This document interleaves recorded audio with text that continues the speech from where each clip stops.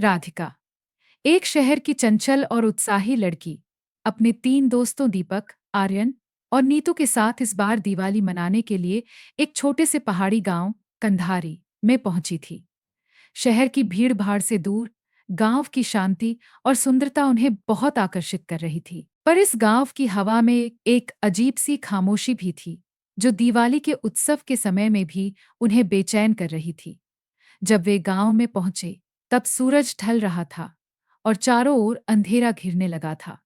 गांव में दिवाली की हल्की-फुल्की तैयारी हो रही थी, लेकिन शहर की तरह यहाँ तेज रोशनी और पटाखों का शोर नहीं था। उन्होंने देखा कि गांव के लोग उनके आने पर अजीब नजरों से देख रहे थे, जैसे उनके चेहरे पर डर की छाया हो। एक बूढ़ी औरत ने राधिका के पास आकर कहा, इस गांव में दिवाली की रात कुछ भी कर लेना, लेकिन पहाड़ी पर बने उस मंदिर की ओर मत जाना। राधिका ने हंसते हुए इसे नजरअंदाज कर दिया, पर उसकी चेतावनी ने उसके मन में एक अनजानी सी बेचैनी पैदा कर दी। रात का खाना खाने के बाद दोस्तों ने सोचा कि क्यों न पहाड़ी पर बने मंदिर की ओर जाया जाए। उन्हें उस गांव के रहस्यमयी किस्सों और उस मंदिर में जलने वाले अंधेरे के दिए के बारे में सुना था। नीतू ने उन्हें बताया कि गांव के लोग मानते हैं कि हर दिवाली की रात उस दिए की रोशनी काली हो जाती है और उसकी लौ में आत्माओं की छाया दिखाई देती है। दीपक ने मजाक में कहा, ये सब सिर्फ अफवाहें हैं, हमें वहां जाकर खुद देखना चाहिए। हालांकि राधिका को थोड़ी घबराहट महसूस हो रही थी, लेकिन दोस्तों के जोश को देखकर वह भी तैयार हो गई। चारों ने एक मशाल ली और पहाड़ी की ओर चल दिए। रास्ते में घना अंधेरा था। जैसे जैसे वे आगे बढ़ रहे थे, हवा और ठंडी होती गई और चारों ओर पेड़ों के झुरमुट से अजीब आवाजें आने लगीं। उन्हें लग रहा था कि कोई छाया उनके पीछे पीछे चल रही है, लेकिन जब वे मुड़कर देखते तो वहां कुछ नहीं होता। आर्यन ने हंसकर कहा, शायद हम डर की वजह से ऐसा महसूस कर रहे हैं। मंदिर की सीढ़ियां चढ़ते चढ़ते वे सब थक गए थे। मंदिर काफी पुराना और जर्जर था। उसकी दीवारों पर काई जम चुकी थी और दीवारों में दरारें थीं। जैसे ही वे मंदिर के अंदर गए, उन्हें एक अजीब सी ठंडक का एहसास हुआ, मानो वहां किसी की अदृश्य उपस्थिति हो। मंदिर के बीचों बीच एक पुराना दिया रखा था, जिसकी लौ ठंडी और नीली थी। दिया जल तो रहा था, लेकिन उसकी रोशनी में एक अजीब सा कंपन था। दीपक ने मजाक करते हुए कहा, क्यों ना इसे घर ले चले, अपने दोस्तों को दिखाएंगे कि हमने कैसा रहस्यमयी दिया पाया। इतने में एक बूढ़ा पुजारी, सफेद धोती पहने और आंखों में गहरी लाली लिए, वहां आ पहुंचा। उसकी भयानक आवाज गूंज उठी, रुको, इसे छूने की हिम्मत मत करना। ये दिया उस आत्मा को शांत रखता है जो इस गांव की रक्षा करता है। इसे छेड़ने का अंजाम बहुत बुरा हो सकता है। राधिका ने पुजारी से पूछा, कैसी आत्मा? क्या यहाँ सच में कोई आत्मा है? पुजारी ने जवाब दिया, कई साल पहले यहाँ एक औरत की दर्दनाक मृत्यु हुई थी और उसकी आत्मा इस दिए में कैद है। अगर इसे छेड़ा गया तो वो आत्मा जाग जाएगी और अपने साथ अंधकार और विनाश लेकर आएगी। पर दीपक ने इसे अंधविश्वास समझते हुए दिए को छू लिया। जैसे ही उसने दिया उठाया, एक ठंडी हवा का झोंका आया और दिया बुझ गया। जैसे ही दिया बुझा, मंदिर के अंदर एक खौफनाक सन्नाटा पसर गया। तभी दूर से एक दर्द भरी चीख की आवाज सुनाई दी। चारों दोस्त सहम गए, पर दीपक ने इसे मजाक समझते हुए कहा, अरे, शायद ये किसी जानवर की आवाज थी। चलो, जल्दी यहां से निकलते हैं। लेकिन मंदिर के बाहर निकलते ही उन्हें एहसास हुआ कि कुछ भयानक उनके साथ हो चुका है। जैसे ही वे गांव के पास पहुंचे, दीपक ने महसूस किया कि कोई परछाई उसके करीब आ रही है। हर मोड़ पर, हर पेड़ के पीछे उसे वही परछाई दिखाई देती। उसकी आंखों के सामने अजीब अजीब चेहरे चमकने लगे।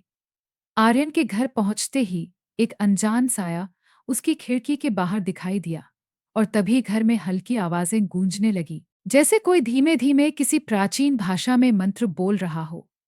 राधिका के कमरे की लाइट अपने आप जल बुझने लगी और उसकी अलमारी से किसी के रोने की आवाजें आने लगीं। वह रात उनके जीवन की सबसे लंबी रात साबित हुई। दीपक का चेहरा पीला पड़ गया था और उसकी आंखों के नीचे गहरे काले घेरे आ गए थे। उसने राधिका से कहा, हमने बहुत बड़ी गलती कर दी।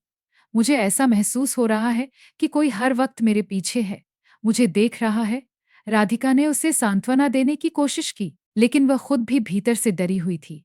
उसने तय किया कि वह इस बारे में गांव के कुछ पुराने लोगों से बात करेगी ताकि उन्हें कोई समाधान मिल सके। अगली सुबह राधिका गांव के सबसे बुजुर्ग व्यक्ति बाबा मुरलीधर से मिलने गई। बाबा ने गंभीरता से उसकी बात सुनी और फिर उसे बताया, इस गांव में कई पीढ़ियों से एक रहस्यमयी शक्ति की उपस्थिति महसूस की जाती है। उस दिए में जो आत्मा कैद है वह एक प्राचीन देवी की है, जिसकी मृत्यु अत्यंत क्रूरता से की गई थी। गांव के लोग उस आत्मा को शांत रखने के लिए हर दिवाली पर दिया जलाते हैं। बाबा ने चेतावनी दी, अब तुम लोगों को उस आत्मा को शांत करने के लिए एक विशेष अनुष्ठान करना होगा।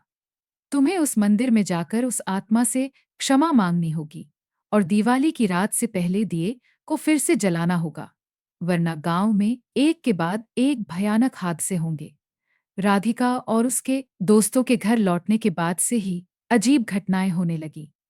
दीपक हर समय बेचैन और डरा हुआ महसूस करता था, जैसे किसी अदृश्य शक्ति ने उसे घेर लिया हो। उसे कभी-कभी ऐसा लगता जैसे कोई उसका गालियां घोंटने की कोशिश कर रहा हो। आर्यन की हालत भी खराब होने लगी। उसे रात में लगातार बुरे सपने आते, जिनमें वह मंदिर की सीढ़ियों पर गिरता हुआ दिखाई देता और फिर कोई काला साया उस पर झपट पड़ता। नीतू भी अपने कमरे में रहस्यमयी आवाजें सुनने लगी। कभी-कभी उसे महसूस होता कि कोई महिला उसके कमरे में चल रही है, उसकी तरफ बढ़ रही है, पर जब वह पलटकर देखती, तो वहां कोई नहीं होता। नीतू को अब ऐसा महसूस होने लगा कि वह किसी बुरी आत्मा के वश में आ गई है। उसका चेहरा धीरे-धीरे पीला और आंखों के नीचे काले घेरे पड़ने लगे थे। राधिका सबसे ज्यादा साहसी थी, लेकिन अब वह भी टूटने लगी थी।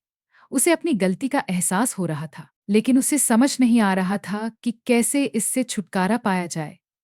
उसने बाबा मुरलीधर से मिले निर्देशों को ध्यान में रखकर दोस्तों को दोस्त प्राचीन अनुष्ठान के बारे में बताया और उन्हें इसे करने के लिए राजी किया। अनुष्ठान को करने के लिए वो दिवाली की रात चुनी गई। रात गांव के लिए विशेष मानी जाती थी और पुजारी ने उन्हें बताया था कि केवल इसी रात आत्मा को शांत किया जा सकता है। चारों दोस्त दिवाली की रात एक बार फिर उसी मंदिर की ओर चल पड़े। रात गहरी हो चुकी थी और हवा में एक डरावनी खामोशी छाई हुई थी। गांव में दिए जल रहे थे, लेकिन उनके प्रकाश में भी एक अजीब सी उदासी थी। जब वे मंदिर के पास पहुंचे, तो इस बार उन्हें वहां जाने में और भी ज्यादा डर लग रहा था। मंदिर के पास पहुंचते ही उन्होंने महसूस किया कि उनके चारों ओर अंधेरा और भी गहरा हो गया है। मंदिर के दरवाजे पर पहुंचे ही थे कि अचानक उनकी मशाल की लौ बुझ गई। सबने देखा कि मंदिर के अंदर कोई अजीब सी परछाई हिल रही थी, जैसे कोई उनकी प्रतीक्षा कर रहा हो। दीपक ने डरते डरते मंदिर के अंदर कदम रखा और बाकी भी उसके पीछे पीछे चले गए। मंदिर में पहुंचकर उन्होंने बाबा मुरलीधर द्वारा दिए गए निर्देशों का पालन करना शुरू किया। वे उस दिए को वापस जलाने के लिए विशेष जड़ी बूटियों और तेल का इस्तेमाल करने लगे, जो उन्हें बाबा ने दिया था। जैसे ही उन्होंने दिए को जलाने की कोशिश की, हवा में अचानक तेज ठंडक फैल गई। उनकी सांसें जमने लगीं और उन्होंने महसूस किया कि एक अदृश्य शक्ति उनकी हर हरकत को देख रही है। राधिका ने मंत्रों का उच्चारण करना शुरू किया, लेकिन उसकी आवाज कांप रही थी। तभी अचानक मंदिर के अंदर से एक भयानक चीख गूंजी, मानो किसी की आत्मा दर्द से तड़प रही हो। दीवारों पर काले साए दिखाई देने लगे और सबने देखा कि एक औरत की परछाई दीवारों पर घूम रही थी। उसका चेहरा विकृत था और उसकी आंखें जल रही थीं। जैसे जैसे अनुष्ठान आगे बढ़ता गया, आत्मा का क्रोध और भी भयंकर होता गया। दीपक ने देखा कि उसकी हाथों की उंगलियां नीली पड़ने लगी हैं, मानो किसी ठंडे बर्फीले पानी में डूबी हों। उसे लगा कि जैसे कोई अदृश्य हाथ उसे खींचकर अपने साथ ले जा रहा है। वह घबराकर चिल्लाने लगा, लेकिन उसकी आवाज किसी को सुनाई नहीं दी। आर्यन को भी भयानक अनुभव होने लगे। उसे ऐसा लगा जैसे कोई उसके दिल में डर और नफरत का बोझ डाल रहा है, जिससे उसका दिल धड़कना बंद हो रहा हो। उसकी सांसें भारी हो गईं और उसके सामने फिर वही काला साया खड़ा था। तभी अचानक नीतू के शरीर पर कब्जा कर लिया गया। उसकी आंखें लाल हो गईं और उसने विकृत आवाज में बोलना शुरू कर दिया। जैसे कोई दूसरी आत्मा उसके अंदर से बात कर रही हो। तुमने हमें फिर से जगाया है। अब तुम सबको इसके लिए कीमत चुकानी होगी। राधिका ने हिम्मत करके दिए को जलाने की आखिरी कोशिश की। उसने बाबा द्वारा दिए गए मंत्र को और तेजी से पढ़ना शुरू किया, जिससे आत्मा थोड़ी धीमी होने लगी। लेकिन उसकी हरकतों से ऐसा लग रहा था कि वह अभी भी बहुत गुस्से में है और किसी भी वक्त उन पर हमला कर सकती है। जैसे जैसे अनुष्ठान आगे बढ़ता गया, आत्मा की कहानी भी धीरे धीरे सामने आने लगी। आत्मा एक महिला की थी, जिसका नाम अमृता था। वर्षों पहले वह गांव की एक पुरानी परंपरा का शिकार हो गई थी। गांव वालों ने उसे एक झूठे आरोप में फंसाकर जिंदा जला दिया था। उसकी आत्मा ने प्रतिशोध की आग में जलते हुए गांव को तबाह करने की कसम खाई थी। उस समय के पुजारियों ने उस आत्मा को एक दिए में कैद कर दिया था और हर दिवाली पर उसे जलाने का नियम बना दिया था, ताकि वह कभी बाहर न निकल सके। अमृता की आत्मा की वेदना और क्रोध ने मंदिर के चारों ओर एक भयावह ऊर्जा पैदा कर दी। उसके अंधकारमय स्वरूप ने सबको जकड़ लिया था। राधिका को महसूस हुआ कि यदि वह इस अनुष्ठान को पूरा नहीं कर पाएगी, तो अमृता की आत्मा गांव को पूरी तरह नष्ट कर देगी। अब अनुष्ठान का अंतिम चरण आ पहुंचा था। राधिका को दिए को जलाकर उसे मंदिर के बीचों बीच रखना था। लेकिन जैसे ही वह दिए की ओर बढ़ी, अमृता की आत्मा ने उसके सामने प्रकट होकर उसे रोकने की कोशिश की। उसकी आंखों में आग की लपटें थीं और चेहरा क्रोध से विकृत हो चुका था। दीपक, जो अब तक डर के मारे थर-थर कांप रहा था, ने हिम्मत जुटाई और राधिका की मदद के लिए आगे आया। उसने दिए को पकड़कर जलाया और उसे राधिका के पास पहुंचाया। अमृता की आत्मा ने उन दोनों पर हमला करने की कोशिश की, लेकिन राधिका ने अपनी पूरी शक्ति लगाकर दिए को मंदिर के बीचों बीच रख दिया और आखिरी मंत्र पढ़ा। जैसे ही मंत्र पूरा हुआ, मंदिर के अंदर तेज रोशनी फैल गई। अमृता की आत्मा चीखते चिल्लाते हुए हवा में विलीन होने लगी। उसकी चीखें गूंज रही थीं, लेकिन धीरे धीरे उसकी आवाज मध्यम पड़ती गई और अंततः मंदिर में शांति छा गई। दिया फिर से जलने लगा, लेकिन इस बार उसकी लौ शांत और सुनहरी थी। सुबह की पहली किरण के साथ ही गांव में फिर से जीवन लौट आया। राधिका और उसके दोस्तों ने महसूस किया कि वे किसी बुरे सपने से बाहर आ चुके हैं।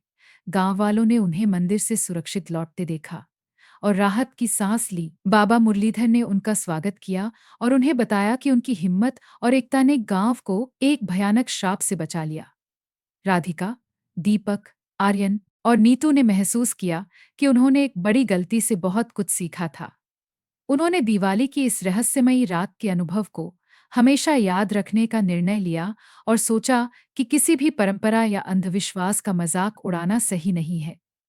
यह कहानी अंतत रहस्य, भय और रोमांच को बनाए रखती है और आत्मा के दर्द और प्रतिशोध की पृष्ठभूमि पर आधारित है।